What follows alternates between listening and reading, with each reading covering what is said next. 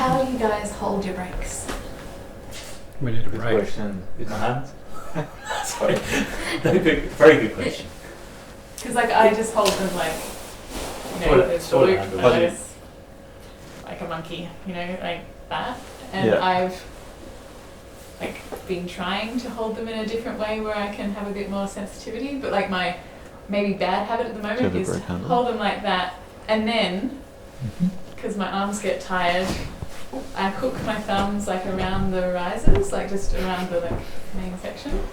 And I've had someone point that out to me that that's like maybe not the best thing to do. But I keep doing it because it's comfortable. Yeah. And so yeah, I wonder like what's your take on that? Like if that's Why is that not the best thing bad? to do? Yeah. And also like, well, one reason I want to get away from it because I want to be able to feel what's happening with my wing, not just by looking at it. Yep. And having these big fat, cushy, like handles to hold on to is like, yeah, not as sensitive as holding the line. Hmm? So I've tried doing like a half wrap, and then my fingers are on the line, but I don't know. Then my arms are way up high, and so like, do your arms get really sore? Like, am I just being lazy by having them down here? Yeah.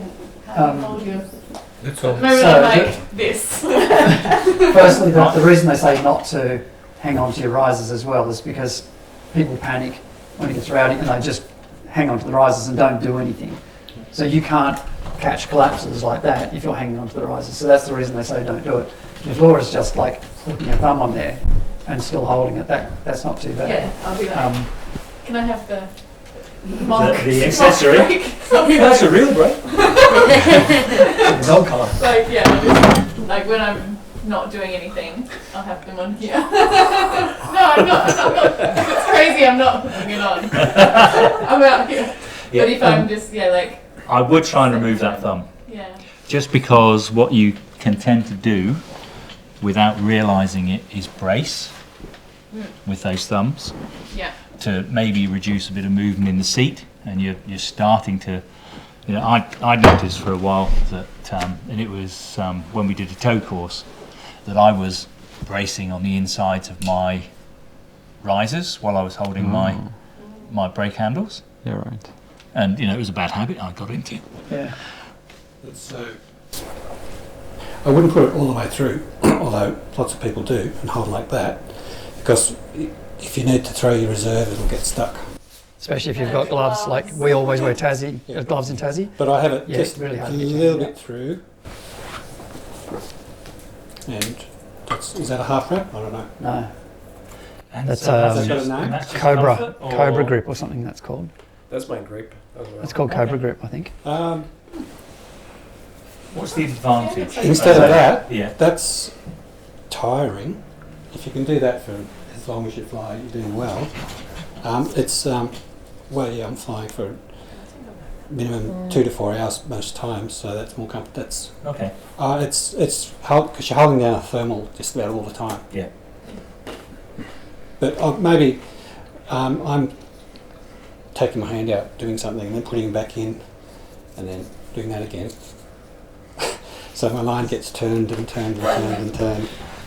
So if other people, so I periodically have to undo my brakes. So how do other people do it? Cyril? Actually, not sure.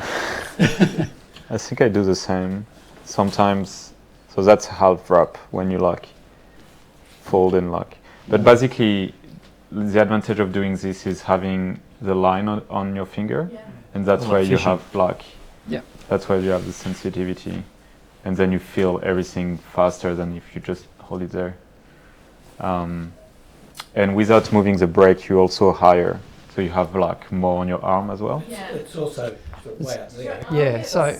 Yeah, so with mine, like I actually, so I have start with my hand like that, so that when I'm on rear risers, I've got hold of it, and then when I go off that to thermal, I twist my hand right over, so that I've got the line like that. So I have a lot of line, Yeah. but I had to lengthen my brake lines Okay. because they're all made for long, tall people, Right, and okay. I was flying like this.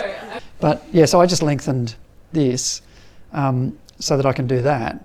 So there's two things, like you can put those in your fingers or take the whole thing. So fingers down there or put the whole thing. And this I like because then all of this thick part goes against the string. So all the force is taken there, and then my finger is just on there to feel the pressure in the line. Do even you with gloves. do that on launch or once you're in the air? Just once I'm in the air. Yep. On launch, I'm just normal. launch. I'm just like this, so I can let go really quickly if something goes wrong. One thing that is a very early beginner hiccup is you launch and then you decide to get into your seat.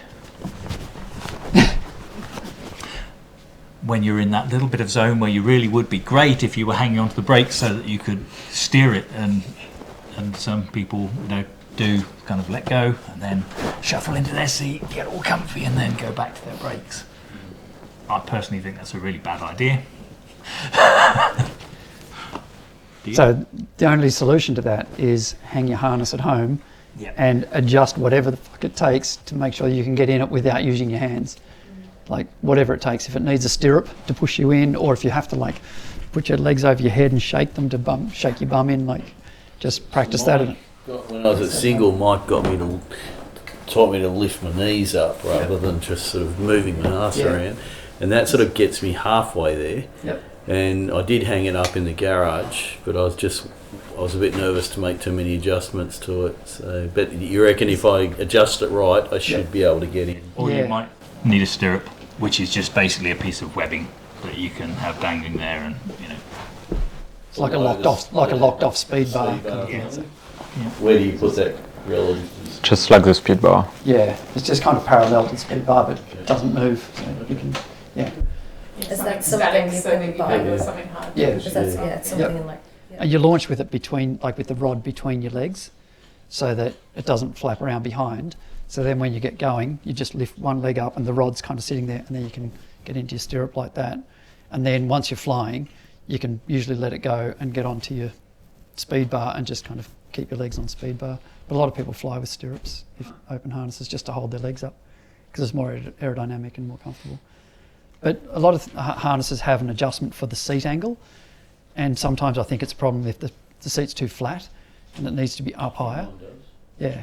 So just try fiddling around with that angle so that you can slide in easier. I hold my brakes. I'm a really boring old fart. See, I just dangle off of this and I'll do that. But then my longest flight last year was 2.5 hours, so I'm not doing that because How do you hold your brakes? I've just been going through and filling the line. Just straight through and filling the line. So that one? I think. Yeah, like that. Yeah. From this evening, I'll try that. I kind of like, fishing. Yeah. Where's my thermal? Come on, bite. Yeah, I just hold mine like this because it's not as much energy as windsurfing. True that. just need to jump do the more gym. windsurfing. But if I have to let go of my brakes, I feel really uncomfortable leaving my brakes to adjust it as anything like turn the radio on or speak. So I always hold them in one hand, both brakes. And I guess I imagine that should something disastrous happen while I'm on the radio or eating my snack or taking my photograph, I will be able to do something miraculous with Or you have them, because if they're flailing off Yes, somewhere they're else, not like lost. Yeah, or they're not winding themselves around Right, the risers or flapping around. And Just a last thing on the brake. On the So in Tassie, when we fly in winter and we take half. When we fly in winter, it's a good start. If we take half a wrap or like a full wrap, the risk is blocking the blood flow in your finger, and soon you're gonna feel like you don't have any finger anymore. So what Brad was saying about using and I felt that the rubbing. on there, I've really. So that's why I stopped To hold doing the the little line. finger wrap and went to a full half wrap. So I'm talking about that. I mean, this isn't different to my brake. So my brake, I'll have like. Because having your hands up in cold, plus putting a line around, like you're gonna lose your finger pretty quickly. I've also, someone's recommended, I think it was something like this to me, but with a half practice golf ball. Yeah. Oh, okay. on the top. Like these little Yes. like really lightweight Yeah. thing, and you can cut them in half and you can just put them on there so that you're not like holding onto the line. You can just have your fingers like Wrist. Was that a toggle? That's Like what they got on the Oh, yeah, yeah. toggle. yeah, but they're like nice big, so you can. Yeah. I actually like the feel of the line. Like you can feel so much through That's that line. because you're a once you fisherman. Yes, exactly. True. Yeah. What about you? Like, how do you hold it? Probably the same. I Oh, think yeah, just. seen it. Winning competitions, you know. I don't think it was how I was holding the brake line. But it is the same kind of thing where I'm feeling the line. Show us. For the same reason. From casting it. Just trying to, yeah, like this. Like I would be like that, Oh. like that. Cool. Yep. Just in general, if you need to take a full wrap of the brakes in order to just be able to use your wing, you probably got too much line, right? That's what I was going to So- ask. So all Yeah. gliders are very different. Yeah. And there are gliders that have, basically your glider is certified with a certain length of brake. And for safety, sometimes it's made to be a bit longer. Just because otherwise you may reach the stall point a bit faster. But on two liners, the brake line is also longer because when you push speed bar, because it changes the angle of attack, it'll reduce the length of the brake line, this type of thing. So I don't know, I've never changed the length of my brake line. Yeah. So you sometimes see people launch and the very first thing they'll do is take a wrap, right, of the brake. Like a full one. A full wrap, yeah. And then it's like that's just the standard way they fly. And the best way of I think- flying the glider is hands up. So Yeah. I'm not sure if it must be so long that they need a wrap just to be able to get any kind of tension without having to. So it does make a difference on your physical size and the glider size, because there are usually only like one riser length for all the gliders across the sizes. So like your arms will be completely different to the length of my arms, but the distance from the carabiners up to the risers is the same across our wings. So that's ridiculous. So you have to adjust it. And it depends on the brand as well. Like some brands have basically they're set to just hang on to the handles at full hands up, like all the way up, and others are made for a half wrap, so they've got all this extra.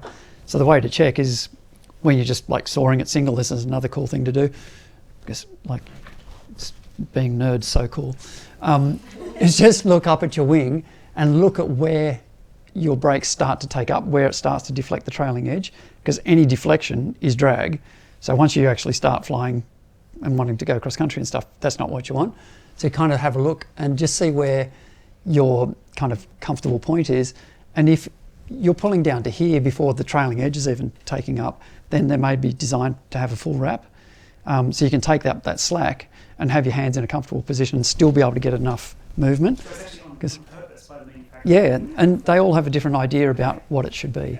So yeah. And while you're up at Single Hill, looking at the trailing edge, and you see the twigs and the bits of grass and the sand up there, remember to take it out afterwards.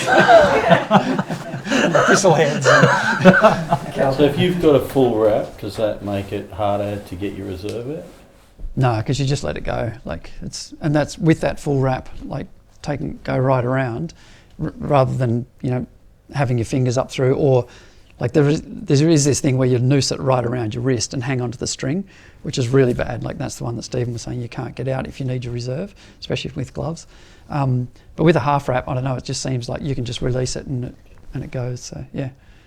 Yeah, so if you are flying in the spring or over the winter and your hands get really, really cold, just know that the first flight we had off Mount Wellington this year, I think there were 5 grown men almost crying.